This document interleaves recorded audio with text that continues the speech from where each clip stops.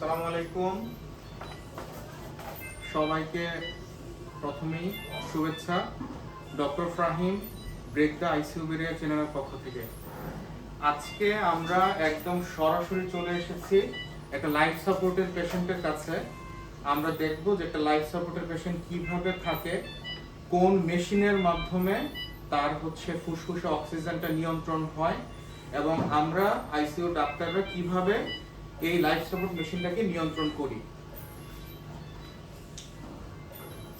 আপনারা দেখতে পাচ্ছেন একটা আইসিইউ পেশেন্ট। আমরা যেহেতু এটা একটা পেশেন্ট আইডেন্টিফিকেশন আছে, ওইটার স্বার্থে আমরা পেশেন্টের মুখ ঢেকে রেখেছি। এই যে দেখেন, যে লাইফ সাপোর্ট টিউবের কথা বলছিলাম, এই লাইফ সাপোর্ট টিউবটা হচ্ছে এই যে নলটা, যেই নলটা এই মুখের মধ্য দিয়ে ফুসফুসে পৌঁছে গিয়েছে। এই নলের মাধ্যমেই কিন্তু আমরা পেশেন্টটাকে অক্সিজেন দিচ্ছি, যেটা সরাসরি ফুসফুসকে সাপোর্ট দিচ্ছে।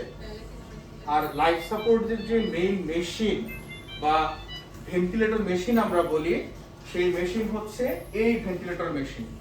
এই ভেন্টিলেটর মেশিনের মাধ্যমেই কিন্তু যে পেশেন্টগুলো মেকানিক্যাল ভেন্টিলেশন বা লাইফ সাপোর্টে থাকে, তাদের অক্সিজেনেশনটা নিয়ন্ত্রণ হয়।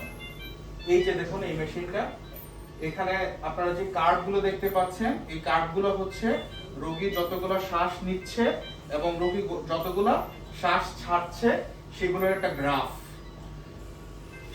এখানে অক্সিজেনের পার্সেন্টেজ থাকে।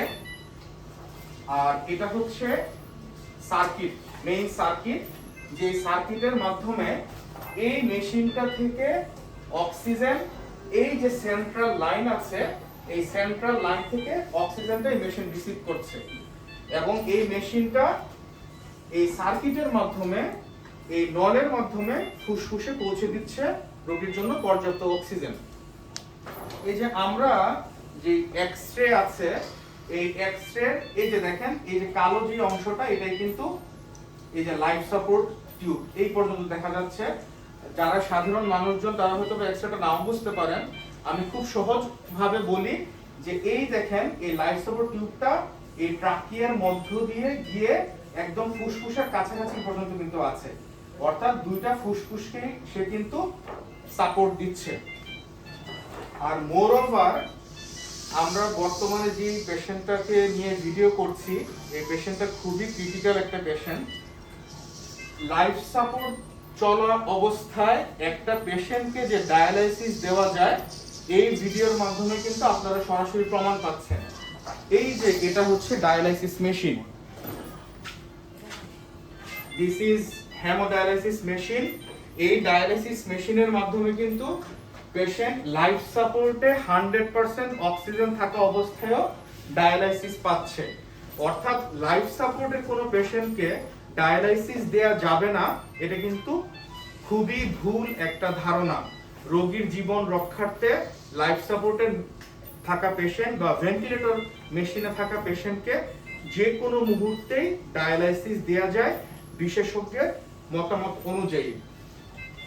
আর আমরা পেছনে যে দেখতে পাচ্ছি, পেছনে দেখা যাচ্ছে, পেছনে যে মনিটর, ওইটা হচ্ছে আমাদের সেন্ট্রাল মনিটর বলি আমরা, আইসিইউ মনিটর, যেখানে রোগীর পালস, তারপর রক্তে অক্সিজেনের পরিমাণ, মিনিটে কয়টা শ্বাস নিচ্ছে, ইসিজি, সবগুলাই আমরা ইন্টেনসিভলি ডক্টররা মনিটর করি। এবং রোগীর বেডসাইডে সার্বক্ষণিক সিস্টাররা থাকে, যারা আইসিইউ সিস্টার আছেন তারা কিন্তু এই মনিটরটা সম্পর্কে একটা ভালো জ্ঞান রাখেন। তারা মনিটরটা দেখে কিন্তু রোগীর কন্ডিশন বুঝতে পারেন।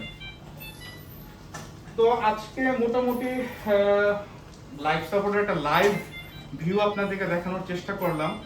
যারা সাধারণ মানুষজন আছেন, আশা করি লাইফ সাপোর্ট নিয়ে আমাদের যত ধরনের ভুল ধারণা আছে, সেই ধারণাগুলা আপনাদের মাঝ থেকে কেটে যাবে।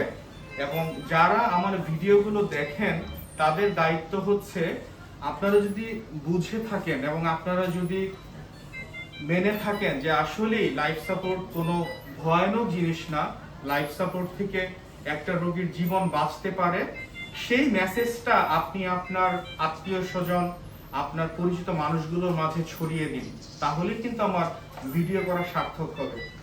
সবাই ভালো থাকবেন, সুস্থ থাকবেন। অবশ্যই লাইক, কমেন্ট এবং শেয়ার করতে ভুলবেন না।